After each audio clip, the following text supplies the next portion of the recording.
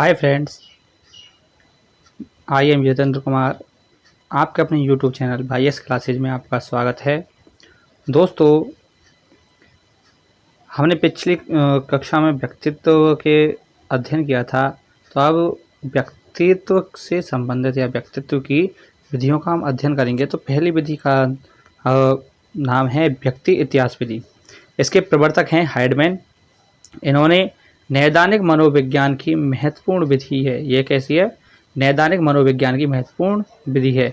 मैंने आपको पहले भी बताया था कि जो नैदानिक मनोविज्ञान है वो पूरी मनोविज्ञान के 40% हिस्सा रखते हैं, यानी 40% मनोवैज्ञानिक नैदानिक मनोविज्ञान से संबंधित हैं। इन्होंने व्यक्तित्व के गुणदोष या असामान्यताओं के अध्ययन में तथा असामान्य बालकों व अपराधी बालकों को समझने में महत्वपूर्ण, यह विधि के इसमें महत्वपूर्ण है।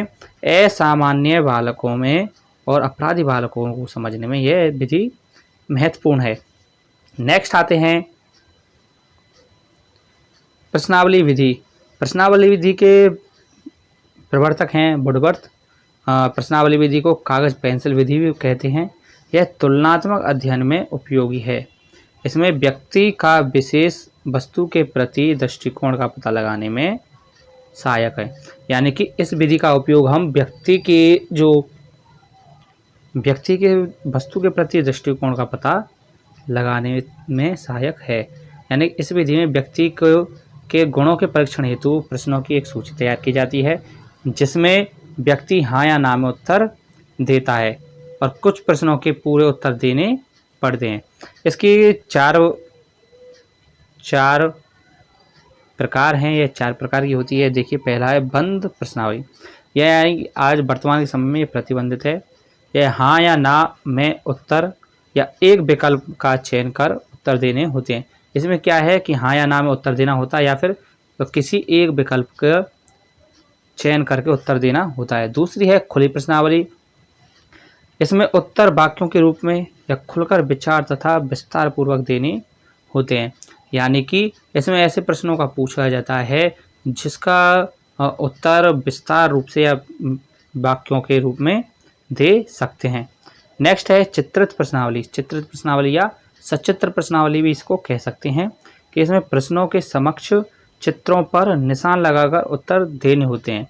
इसमें क्या है कि चित्रों पर निशान लगाकर प्रश्नों के उत्तर दिए जाते हैं। नेक्स्ट जो है वो है मिश्रित प्रश्नावली। मिश्रित प्रश्नावली यानी कि इन तीनों का मिश्रण, यानी बंद, खुली और चित्रित, इन तीनों प्रश्नावलियों का मिश्रित प्रश्नावली बनती है। यानी इसमें उपरोक्त तीनों का मिश्रण होता है। नेक्स्ट देखते हैं। नेक्स्ट है साक्षात्कार विधि। साक्षात्कार विधि, देखिए, साक्षात्कार विधि का जो प्रारंभ हुआ था वो अमेरिका से हुआ था। अमेरिका से माना जाता है। इसमें व्यक्तित्व परीक्षण की यह सर्वाधिक मान्य विधि है। ये कैसी है? व्यक्तित्व परीक्षण की सर्वाधिक मान्य विधि है। और यह कैसी विधि है? यह मौखिक विधि है। यानी कि साक्षात्कार विधि में क्या है? यह मौखिक विधि है, क्योंकि ये इसमें मौखिक विधि का प्रयोग किया जाता है। यह मानसिक अवस्थाओं के अध्ययन में इसका प्रयोग किया जाता है। साक्षात्कार विधि के प्रकार, ये देखिए प्रकार, इसके कुछ प्रकार हैं। निर्देशित या संरचित। निर्देशित या संरचित यानी कि पहले से निर्धारित साक्षात्कार प्रक्रिया, यानी प्रश्नों की भाषा कैसी होगी, कितना समय दिया जाएगा और किस प्रकार के प्रश्न होंगे। अनिर्देशित साक्षात्कार, यह गहन निदानात्मक व केंद्रित साक्षात्कार है। पहले से कुछ भी निश्चित नहीं होता है। इसमें जो प्रश्न होते हैं वह पहले से कोई निश्चित नहीं होते हैं। यह लचीली प्रकृति का है। यह किस प्रकृति का साक्षात्कार है? लचीली प्रकृति का साक्षात्कार है। इसमें साक्षात्कारकर्ता विषय के साक्षात्कार के संदर्भ में स्वतंत्र प्रक्रिया का अनुसरण कर सकता है। यानी कि साक्षात्कार क्या करेगा कि जो साक्षात्कार लेने वाला होगा वह साक्षात्कार देने वाले से स्वतंत्र रूप से क्वेश्चनों को पूछ सकता है। नेक्स्ट है आत्मकथा विधि। इसके आत्मकथा विधि के जो प्रवर्तक माने जाते हैं विलियम बुंट और डिस्नर को माना जाता है। यह प्राचीनतम विधि है, लेकिन वैज्ञानिक नहीं है और वर्तमान में यह मान्य नहीं है। इसमें शीर्षक देकर व्यक्ति को स्वयं का इतिहास लिखने के लिए कहा जाता है। यानी कि किसी व्यक्ति को इससे संबंधित कोई शीर्षक दे दिया जाता है और वह शीर्षक जब उसको मिल जाता है तो वो अपनी आत्मा के बारे में, आत्मकथा के बारे में इसे शीर्षक के अनुसार लिखता है, इसे शीर्षक में लिखता है। नेक्स्ट आती हैं वस्तुनिष्ठ विधियाँ। वस्तुनिष्ठ विधियाँ में पहली है निरीक्षण विधि। निरीक्षण विधि यानी कि इसको हम कह सकते हैं इंग्लिश में ऑब्जर्वेशन मेथड। इसके प्रवर्तक माने जाते हैं वाटसन को। इसमें व्यक्ति के व्यवहार का भिन्न भिन्न परिस्थितियों में अध्ययन कर विषय के व्यक्तित्व का पता लगाया जाता है। यानी कि इसमें क्या है कि इस विधि में शिक्षक द्वारा बालक का विभिन्न परिस्थितियों में सतत निरीक्षण किया जाता है, जिसके आधार पर वह क्या करेगा, वह व्यक्तित्व के संबंध में निष्कर्ष निकाले जाते हैं, यानी निरीक्षण नियंत्रित होता है। नेक्स्ट आती है समाजमिति विधि। इसके प्रवर्तक माने जाते हैं जैकब एल मोरेनो। इसमें व्यक्ति की सामाजिकता संबंधी अध्ययन किया जाता है, यानी सामाजिक गुणों का इस विधि में मापन किया जाता है। इसके लिए समाज के व्यक्तियों से विषय के बारे में जानकारी प्राप्त कर उसके व्यक्तित्व के बारे में पता लगाया जाता है। यानी कि समाज के जो लोग हैं, समाज के जो व्यक्ति हैं, उनसे किसी वो व्यक्ति के बारे में पूछा जाता है और उसके हर विषय को समझा जाता है उसके को, और उसके व्यक्तित्व के बारे में तब पता लगाया जाता है। यानी समाजमिति के से समझ सकते हैं कि समाज से संबंधित यह विधि है, यानी सामाजिकता से संबंधित विधि है। नेक्स्ट आती है क्रम निर्धारण मापनी या रेटिंग स्केल भी इसको इंग्लिश में बोलते हैं, क्रम निर्धारण मापनी। इसके प्रवर्तक माने जाते हैं थर्स्टन। इसका प्रयोग व्यक्ति के व्यक्तित्व की संबंधित व्यक्तियों के ऊपर उसके गुणों की छवि क्या है यह जानने के लिए किया जाता है। यानी कि इसमें किसी व्यक्ति के किसी विशेष गुण या कार्यकुशलता का मूल्यांकन उसके संपर्क में रहने वाले लोगों से करवाया जाता है। यानी कि किसी व्यक्ति के जो गुण हैं उन या उसकी जो कुशलता है उसका मापन उसके से संबंधित या उसके संपर्क में रहने वाले लोगों से करवाया जाता है। नेक्स्ट आता है शारीरिक परीक्षण। यह भर्तियों में शारीरिक दक्षता मापने के लिए प्रयोग में लाई जाती है। यानी कि जो डिफेंस जो होती हैं, जैसे पुलिस की है, आर्मी की है, उनसे संबंधित यह परीक्षण किया जाता है। उसमें क्या किया जाता है कि शारीरिक यानी शरीर से संबंधित जो दक्षता है, शारीरिक जो दक्षता है उसको मापने के लिए इसका प्रयोग किया जाता है। नेक्स्ट आती है निष्पत्ति परीक्षण। इसके प्रवर्तक माने जाते हैं मे और हर्टसॉन। यानी कि इसमें क्या है कि कार्य देकर निष्पत्ति का परीक्षण कर व्यक्ति के गुणों का पता लगाया जाता है। यानी कि इसमें क्या है कि यह व्यक्तित्व विभिन्नताओं के मापन हेतु एक व्यावहारिक विधि है। इसमें जो परीक्षण किया जाता है कि व्यक्ति जीवन की वास्तविक परिस्थितियों में किस प्रकार का कार्य या व्यवहार करता है। इसलिए इस विधि को दूसरा भी नाम दिया गया है। इस विधि को कह सकते हैं, इस विधि को व्यवहार परीक्षण विधि भी कहते हैं। कौन सी? व्यवहार परीक्षण विधि भी कहते हैं, या व्यवहार परीक्षण विधि भी कहा जा सकता है। नेक्स्ट आती हैं प्रक्षेपी विधियाँ। प्रक्षेपी विधियाँ यानी कि पहले भी पूछा जा चुका है कि शाही धब्बा परीक्षण, यानी कि इंक ब्लॉट टेस्ट। इसके प्रवर्तक हैं हरमन रोसा। इन्होंने 1921 में इस विधि को प्रयोग में लाया है। इन्होंने इसमें 10 कार्ड बताए। 10 कार्डों में से 5 जो कार्ड हैं वो काले तथा सफ़ेद रंग के हैं। यानी 5 जो कार्ड हैं उसमें से काले तथा सफ़ेद रंग के हैं।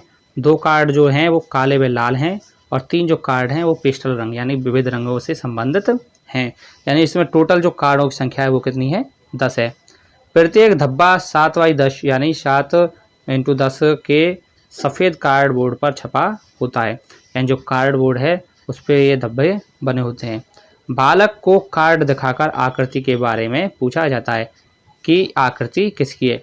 यानी कि बालक को उससे संबंधित कार्डों वो जो कार्ड है उसको दिखाया जाता है और उससे पूछा जाता है कि वह आकृति कैसी है, या उनसे प्रतिक्रिया ली जाती है या उसकी प्रतिक्रिया पूछी जाती है।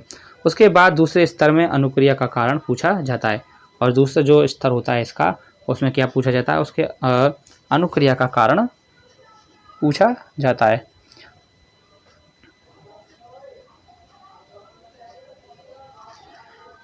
इसमें जो महत्वपूर्ण है वो है कि इसके जो इस परीक्षण के प्रवर्तक कौन है, हरमन रोसा, यानी हरमन रोसा का द्वारा दिया गया ये सिद्धांत है। यह विधि किसकी है, हरमन रोसा की दी है ये।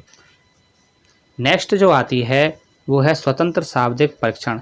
स्वतंत्र शाब्दिक परीक्षण यानी कि इसके निर्माता हैं यानी इसके जो प्रवर्तक हैं वो फ्रांसिस गाल्टन हैं, और इन्होंने 1879 में इस विधि को दिया था। इसमें क्या है कि व्यक्तित्व मापन व मानसिक रोगों के इलाज में यह उपयोगी, यह विधि किसमें है, व्यक्तित्व मापन और मानसिक रोगों के इलाज में उपयोगी है। नेक्स्ट आती है प्रासंगिक अंतर्बोध परीक्षण या कथा प्रसंग परीक्षण या कथानक संप्रत्यक्षण परीक्षण, यानी कि मेन इसके 3 नाम हैं। पहला तो है ये प्रासंगिक अंतर्बोध परीक्षण, इसको हम कथा प्रसंग परीक्षण भी कहते हैं और कथानक प्रत्यक्षण परीक्षण भी कहते हैं। इंग्लिश में इसको थेमेटिक एप्रेक्शन टेस्ट यानी TAT बोला जाता है। इसका निर्माता है मॉर्गन और मुर्रे। इन्होंने इस सिद्धांत को 1925 में दिया था। इन्होंने इस सिद्धांत में कुल कार्ड लिए थे 31, 30 और 1 31, जिसमें से जो चित्रित कार्ड हैं वो हैं टोटल 30। चित्रित कार्डों की संख्या कितनी है, 30 है।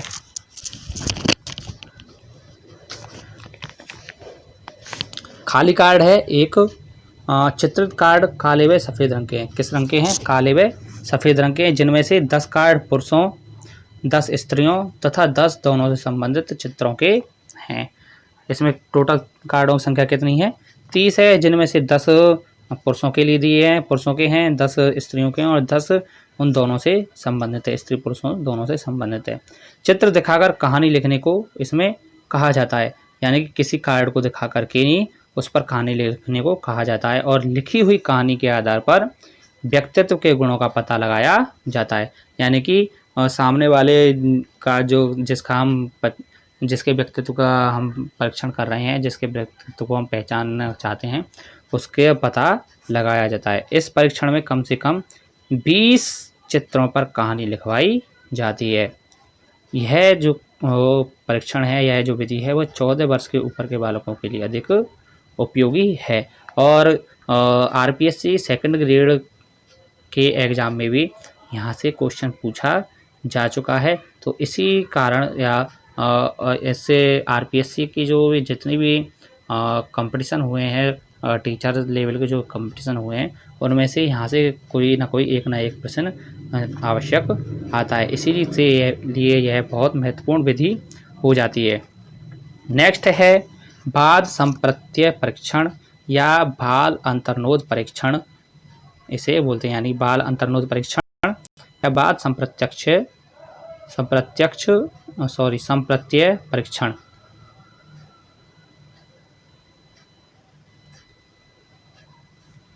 इसका निर्माण किया था लियोपोल्ड बेलोक ने 1948 में। किस सन में, 1948 में। इसके विकासकर्ता हैं अर्नेस्ट क्रिस।